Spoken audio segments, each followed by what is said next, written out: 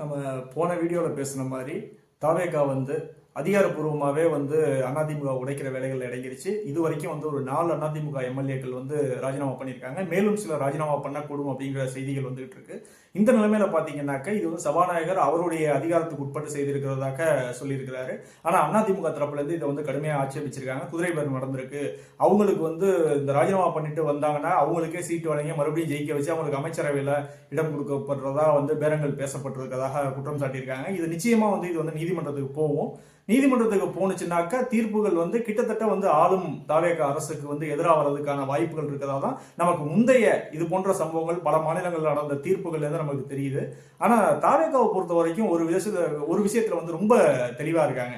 அதாவது ஒண்ணு, இவங்களை எந்த அளவுக்கு டேமேஜ் பண்ண முடியுமோ டேமேஜ் பண்ணிட்டு அத்தனை பேரை எவ்வளவு பேரை ராஜினாமா பண்ண வச்சு இடைத்தேர்தலில் சந்திக்க முடியுமோ அதில் சந்திக்க வச்சு இந்த ஆட்சி ரொம்ப ஒரு ஆன்டி இன்கம்பன்சியை உருவாக்கிக்கிறதுக்கு முன்னாடியே நம்ம தேவையான அளவு நம்பர்ஸ் ஜெயிச்சு தனிப்பெரும்பான்மையா கொண்டு வந்துடலாம்.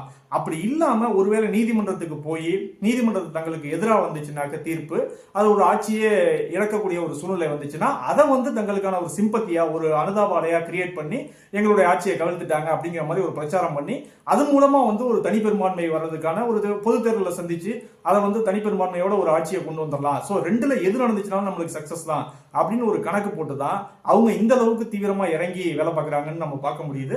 இந்த விதத்துல அந்த மாதிரி ஒரு தேர்தல் வரும்போது தங்களுக்கான எதிரியா திமுக மட்டும்தான் களத்துல இருக்கணும், அதிமுகன்னு ஒரு கட்சியே இருக்கக்கூடாது அப்படின்னு நினைச்சிட்டு அவங்க ரொம்ப தீவிரமா வேலை பார்த்துட்டு இருக்காங்க.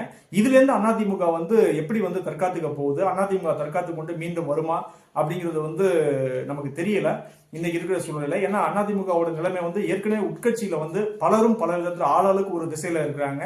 அவங்களுக்குள்ள குழப்பங்கள் முரண்பாடுகள் இருக்கு. தொண்டர்கள் நம்பிக்கை இழந்து போயிருக்காங்க. இந்த நேரத்தில் இதையெல்லாம் தாண்டி அதிமுக மீண்டும் வருமா, அதிமுகவும் திமுகவும் கைகோர்க்குமா அப்படிங்கிறதெல்லாம் காலம் பொறுத்திருந்து பதில் சொல்லட்டும். நம்ம பார்க்கலாம்.